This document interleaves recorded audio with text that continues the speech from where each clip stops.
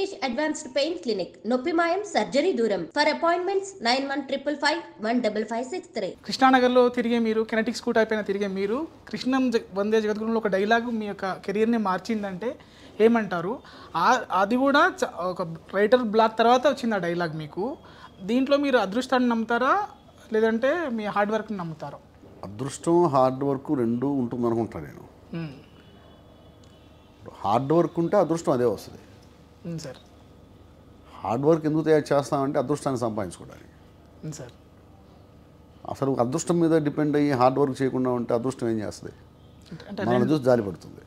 Sir అంటే రెండు సమపాల్లో ఉండాలంటారు. అంతేనండి. హార్డ్ వర్క్ చేస్తే అదృష్టాన్ని సంపాదించుకోవచ్చు. సార్ అదృష్టాన్ని సంపాదించుకోవడానికి హార్డ్ వర్క్ చేయాలి.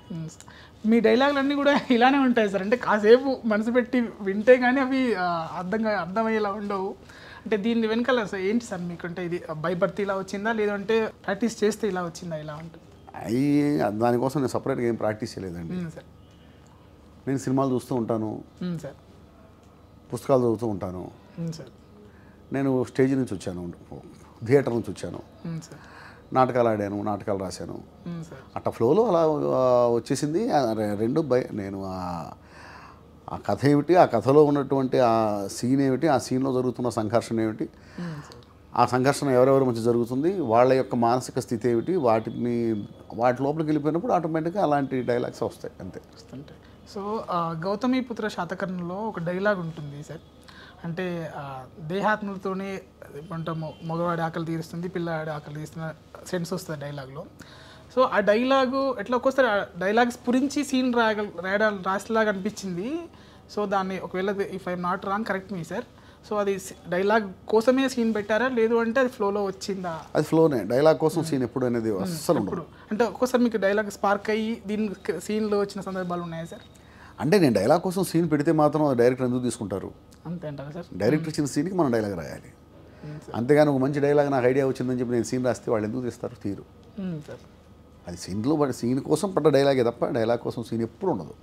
సార్ మీరు మహానటి ఇలాంటి బయోపిక్ రాశారు. అలా రాసేటప్పుడు నిజ జీవితానికి మనకి ఒక్కోసారి డ్రమటైజేషన్ చేస్తే కానీ ప్రేక్షకులు చూడరు. నిజ జీవితంలో మరి అంత మనం మసాలా ఉండకపోవచ్చు ఒక్కోసారి. సో అది ఎలా బ్యాలెన్స్ చేశారు? అసలు జీవితంలో ఉన్న డ్రామా ఎప్పుడు ఎక్కడ ఉండదండి. సార్ జీవితంలో డ్రామా ఉండదు అంటాం అనేది చాలా తప్పు. సార్ ప్రతి ఒక్కళ్ళ జీవితంలో, మీ జీవితంలో కూడా అద్భుతమైన డ్రామా ఉంటుంది. సార్ అది మీరు అబ్జర్వ్ చేయకపోవచ్చు, అది వేరే విషయం. సార్ అసలు జీవితంలో డ్రామా లేకపోతే ఇంకో రోజు కోసం మనం వెయిట్ చేయం. ఈరోజు మన జీవితంలో డ్రామా లేదు అనుకుంటే, ఈరోజు మనం అనుభవించకపోతే, ఈరోజు ఉన్న డ్రామాను అనుభవించకపోతే, ఈరోజు మీకు నాకు మధ్య జరుగుతున్న ఇంటర్వ్యూ పెద్ద డ్రామా. మీరేం అడుగుతారు, నేనేం చెప్పాలి అనేటువంటి ఫీల్ నాకుంటుంది. నేనేం అడిగితే ఈడేం చెప్తాడు అనే ఫీల్ మీకుంటుంది. మీరు క్వశ్చన్ చేసేటప్పుడు ఈ ఇంటర్వ్యూ సక్సెస్ చేయాలి, సక్సెస్ కాకపోతే వాట్ నెక్స్ట్ అనేది మీకు ఉంటుంది. ఈ ఇంటర్వ్యూలో ఏదైనా కాంట్రవర్సీ ఏదైనా వదిలితే వాట్ నెక్స్ట్ అనేది నాకుంటుంది. ఇదంతా డ్రామానే. ఇప్పుడు మీరు అడిగే వాటిలో నేను ఎన్ని నిజాలు చెప్తానో నాకు తెలియదు, అది మీకు తెలియదు. నేను చెప్పి మీరు అంటారు, తీసుకెళ్ళి అది టెలికాస్ట్ చేస్తారు. అందులో నిజాలేంటి అబద్ధాలేండి. అందులో నిజాలు ఏం ఏంటంటే నాకు తెలుస్తుంది, అబద్ధం ఏం చెప్పాను నాకు తెలుస్తుంది. మీకు చెప్పినా కూడా మీరే మాట్లాడలేరు. నేను అబద్ధం చెప్తాను, నేను అబద్ధం చెప్తే సార్ మీరు అబద్ధం చెప్తున్నారు మీరు అనలేరు, ఎందుకు మీ దగ్గర సాక్ష్యం లేదు. సో ఇదంతా నథింగ్ బట్ డ్రామా. అయితే సినిమా కానీ నాటకం కానీ ఏం చేస్తున్నాయంటే నిజ జీవితంలో ఉన్న డ్రామాని ఎలివేట్ చేస్తుంది. ఆ ఎలివేట్ చేసే క్రమంలో ఆ డ్రామాను ఎలివేట్ చేయడం కోసం అది చేసే ప్రయత్నం ఏదైతే ఉందో ఆ ప్రయత్నమే మనకు డ్రామాని అనిపిస్తుంటుంది. కానీ యాక్చువల్గా మన జీవితంలో ఉన్న డ్రామానే అది ఎలివేట్ చేస్తుంది అంతే. ఆ చూపించే క్రమంలో దాన్ని ఏమంటారంటే రైటర్స్ ప్రైవసీ అంటారు, క్రియేటివ్ ఫ్రీడమ్. ఆ క్రియేటివ్ ఫ్రీడమ్ తీసుకుంటాం ఏది జీవితంలో ఉన్న డ్రామాని మనం ఎస్టాబ్లిష్ చేయడం కోసం. అంటే మీరు ఇట్లా సులువుగా చెప్పేస్తున్నారు. అంటే మీరు చెప్పేస్తున్నారు. ఇప్పుడు ఒక రిక్షా ఓడి జీవితాన్ని మనం సినిమాగా తీస్తే ఎలా ఉంటుంది, అదే ఒక ఎన్టీఆర్ సినిమా తీస్తే మనము రెండింటిని చూస్తే సినిమాకి వెళ్ళరు కదా సార్. రిక్షా ఓడి సినిమా కంటే దేనిలో ఉండే డ్రామా దానిలో ఉంటుంది. అంతే అంటారా? దేనిలో ఉండే డ్రామా దానిలో ఉంటుంది. ఆ డ్రామా కరెక్ట్గా మనం ఎస్టాబ్లిష్ చేస్తే సినిమా ఆడుతుంది, లేకపోతే లేదు. అంతే అంటారా? Okay sir. అంటే మీ ఉద్దేశం రిక్షావాడి జీవితంలో డ్రామా ఎక్కువ ఉంటుంది అనుకుంటున్నారా, లేకపోతే ఒక బిలియనీర్ లైఫ్లో డ్రామా ఎక్కువ ఉంటుంది అనుకుంటున్నారా? అంటే నేను బిలియనీర్ అనేది మనకి అంటే మనం అట్రాక్ట్ చేస్తుంది కదా సార్. బిలియనీర్ అంటే వాడు ఎప్పుడు వార్తల్లో ఉంటాడు కదా. ఆ మనిషి మిమ్మల్ని అట్రాక్ట్ చేస్తాడు, ఆ స్థానం ఆ స్థాయి మిమ్మల్ని అట్రాక్ట్ చేస్తుంది. What is drama? వాడి జీవితంలో డ్రామా మీకేం తెలుసు? సార్ ఇద్దరి జీవితంలో డ్రామా ఉంటుంది. సార్ వీడికి తగ్గట్టు వీడి జీవితంలో డ్రామా ఉంటుంది, వాడికి తగ్గట్టు వాడి జీవితంలో డ్రామా ఉంటుంది. వాడి జీవితంలో డ్రామా లేదనుకుంటే వాడు నవ్వుతాడు, ఎందుకంటే వాడి జీవితంలో ఉన్న డ్రామా వాడికి మాత్రమే తెలుసు. వీడి జీవితంలో ఉన్న డ్రామా వీడికి మాత్రమే తెలుసు. దీన్ని మన పెద్దలు ఏం చెప్పారు? చాలా సింపుల్గా ఎంత చెట్టుకు అంత గాలి అని చెప్పారు. సార్ అంటే ఎంతో జీవితాన్ని వడపోసి ఎన్ని వందల వేల జీవితాల్ని అవపోసన పడితే తప్ప ఆ ఒక్క చిన్న మాట రాదు, ఎంత చెట్టుకు అంత గాలి అనేది. మనం వినడానికి చాలా తేలిగ్గా ఉంటుంది, ఎంత చెట్టుకు అంత గాలి అని. ఆ అన్న మహానుభావుడు ఎవడో వాడు ఎన్ని అనుభవించి ఆ మాట అన్నాడో తెలియదు. సో డ్రామా అనేది కామన్. ఇప్పుడు మన ఇక్కడ నలుగురు ఉన్నాం, నలుగురు జీవితంలో డ్రామా ఉంది. నీ జీవితంలో డ్రామా లేదంటే నువ్వు నవ్వుకుంటావు, నీకు తెలుసు నీ జీవితంలో డ్రామా ఏంటనేది. నువ్వు ఇంటికి వెళ్ళి కూర్చొని 4 గోళ్ల మధ్య ఎవ్వరు లేనప్పుడు అలా ఒక సింగిల్గా అట్లా కూర్చొని ఆలోచిస్తుంటావు, నీ గురించి నువ్వు ఆలోచించుకుంటావే, అప్పుడు నీ జీవితంలో ఉన్న డ్రామా అంతా నీకు తెలుస్తుంది. ఎవడైతే బయట నీ జీవితంలో డ్రామా లేదన్నాడో వాడు నీ కంటికి బప్పుల్లా కనిపిస్తాడు ఆ 4 గోళ్ల మధ్య నీకు. అయితే మహానటి విషయానికి వస్తే సార్, అందులో ఒక డైలాగ్ ఉంటుంది. అంటే తెలుగు ఇండస్ట్రీని తమిళ ఇండస్ట్రీని మీరు ఎలా చూస్తారు అంటే, ఇప్పుడు అంటే అగ్రతాంబూలం ఇచ్చిందంటే తాంబూలాలు తమలపాకుల గురించి ఇప్పుడు ఎందుకు లేండి అనేసి ఒక డైలాగ్ రాశారు మీరు. సో తను నిజ జీవితంలో అలా మాట్లాడి ఉంటారా, లేదంటే మీరు ఊహించి రాశారా? అది ఎలా ఊహించి రాస్తాను, నిజ జీవితంలో అలా మాట్లాడని అట్లా చెప్తాను. తన వే ఆఫ్ టాకింగ్ అలా ఉంటుందండి. ఆ క్యారెక్టర్ని మనం చదువుకుని సార్ ఆ స్వభావం, నేను అదే చెప్తాను కదా ముందు నుంచి కూడా, ఆ పాత్ర స్వభావం, ఆ పాత్ర మానసిక సంఘర్షణ, జరుగుతున్న సంఘటన, సార్ ఏ సంఘటన జరుగుతుంది, ఆ సంఘటనలో సమస్య ఏమిటి, ఆ మానసిక స్వభావం ఏమిటి, ఆ మానసిక స్వభావం ఆ సంఘటనలో ఆ సమస్యకి ఎలాంటి సంఘర్షణకు లోనవుతుంది, అలాంటి సంఘర్షణ ఉన్నప్పుడు ఆవిడ ఎలాంటి మాట మాట్లాడుతుంది, ఆ స్వభావాన్ని బట్టి. అందరూ ఒకే రకంగా మాట మాట్లాడరు, ఆ స్వభావాన్ని బట్టి మాట వస్తుంది. స్వభావం బట్టి ఉంటుంది, చదువును బట్టి ఉంటుంది, పెరిగిన జీవన విధానం మీద ఉంటుంది, వీటన్నిటి మీద బయటకు వచ్చే మాట ఉంటుంది. ఇప్పుడు ఒక ఇన్సిడెంట్ గురించి మాట్లాడాల్సి వస్తే నేను ఒక రకంగా మాట్లాడతాను, మీరు ఒక రకంగా మాట్లాడతారు, తను ఒక రకంగా మాట్లాడతారు, తను ఒక రకంగా మాట్లాడతారు. ఒకటే ఇన్సిడెంట్, కానీ ఆ మాట ఏంటి? మన స్వభావాన్ని బట్టి, మన నేపథ్యాన్ని బట్టి, మనం పెరిగిన వాతావరణాన్ని బట్టి, మనం చదివిన చదువుని బట్టి, మన సర్కిల్ని బట్టి, ఇవన్నీ కూడాను మన నోటి నుంచి వచ్చే మాట మీద ప్రభావం చూపిస్తాయి. అవన్నీ కూడా మనం స్టడీ చేయగలగాలి.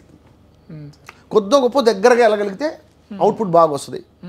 ఎంత దూరంగా ఉంటే ప్రజలకు కూడా అంత దూరంగా ఉంటుంది.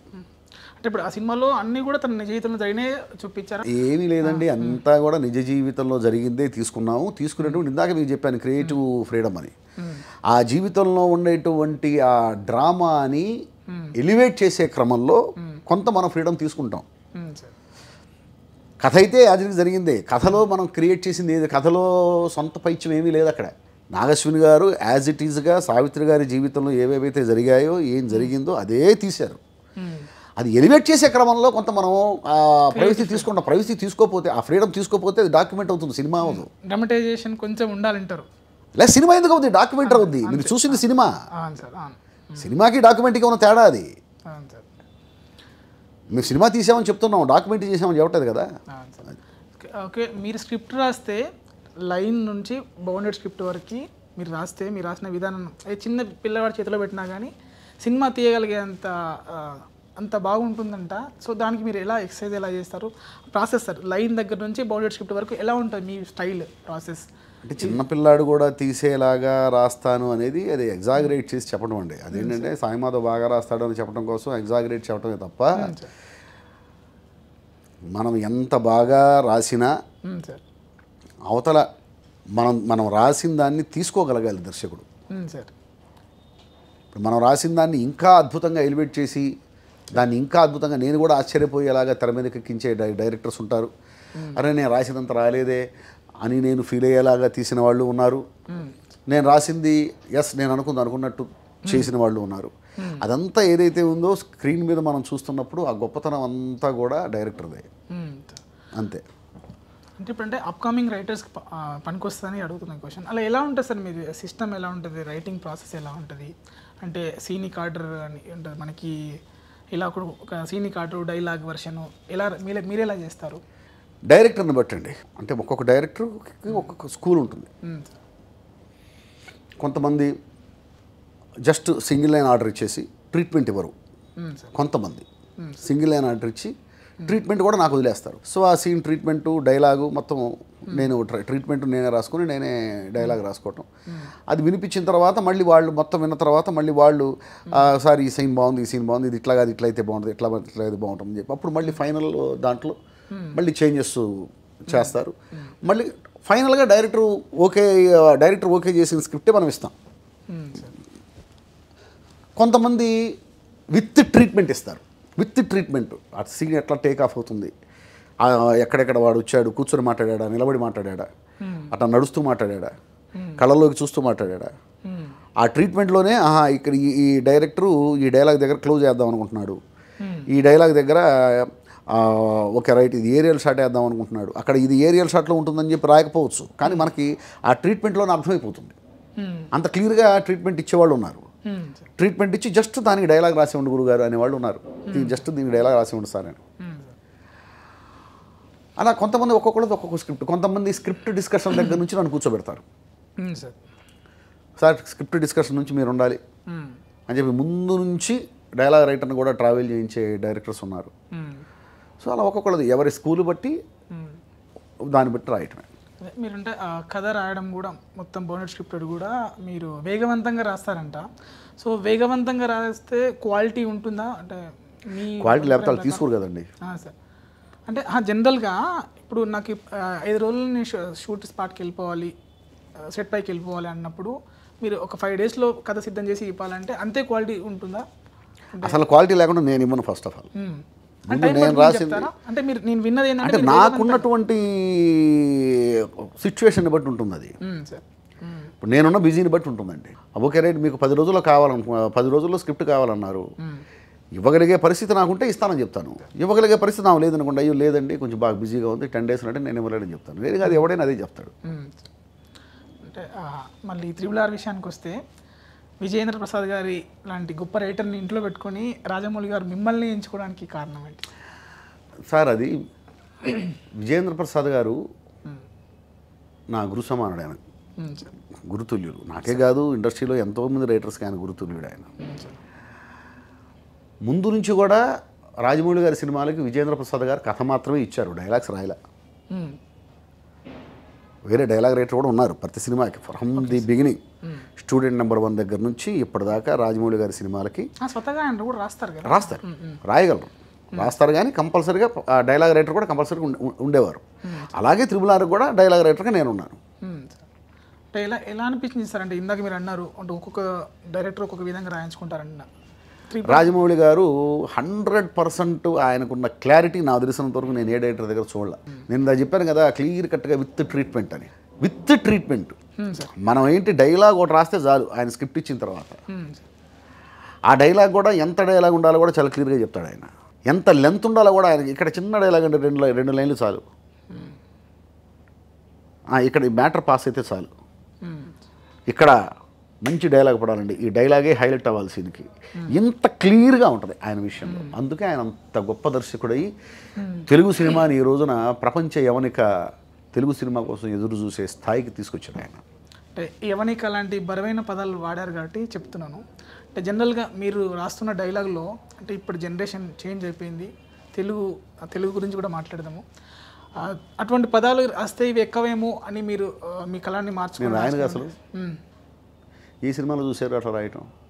అంటే నేను ఇప్పుడు మీరు సరిహద్దులు, ఇప్పుడు గౌతమిపుత్ర శాతకర్ణి లాంటి గౌతమిపుత్ర శాతకర్ణికి రాయాలి.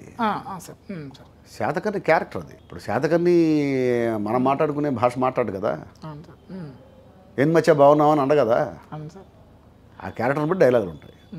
అంటే ఇప్పుడు తెలుగు భాష దినోత్సవం అప్పుడు మీరు అంత ఎమోషనల్గా అయ్యారా దానిపైన?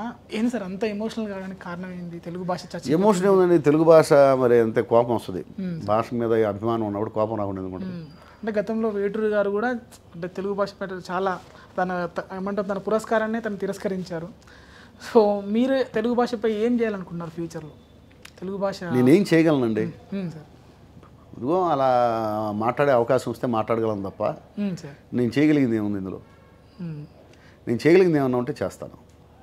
సో త్రివిక్రమ్ గారు డైలాగ్స్కి స్పెషలిస్ట్ అని చెప్పొచ్చు. సో త్రివిక్రమ్ గారి ఏమన్నా పడిందా మీ పైన? ఆ డైలాగ్ల ప్రభావం ఏమైనా పడిందా? నాకు అందరి ప్రభావం నా మీద ఉంటుందండి. సార్ త్రివిక్రమ్ గారి ప్రభావం మాత్రమే కాదు, సార్. నాకంటే ముందున్న రైటర్స్ అందరూ నాలో ఉంటారు. నా తర్వాత వచ్చే రైటర్స్లో నేను కూడా ఉంటే నేను సక్సెస్ అయినట్టు ఫీల్ అవుతాను. ఇప్పుడు కృష్ణ వందే జగద్గురు డైలాగ్ ఉంది కదా సార్, అది అంతగా రావడానికి కారణం ఏమంటారు? అంటే వర్షన్స్ రాయడమే అంటారు, అంటే రాస్తుంటే క్వాలిటీ ఆఫ్ థాట్ పెరుగుతుంది అని నేను విన్నాను సార్.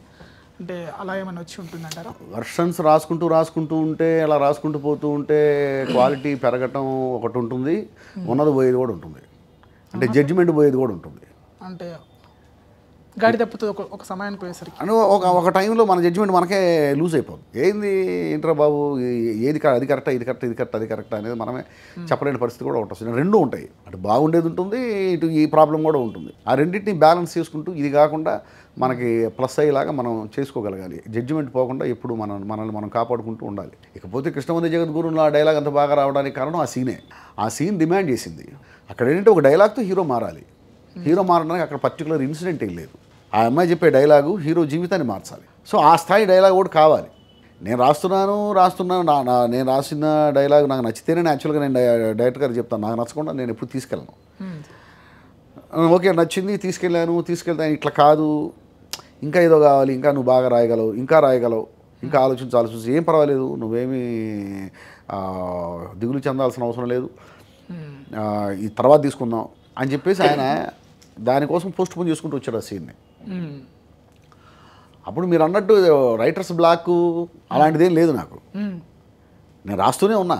ఇప్పుడు ఆ సీన్ పోస్ట్ పోన్ చేశారు అంతేగాని షూటింగ్లో మానేయలేదు కదా, ఇంకో సీన్లు పెట్టుకుంటారు కదా, ఆ సీన్ రాయాలిగా.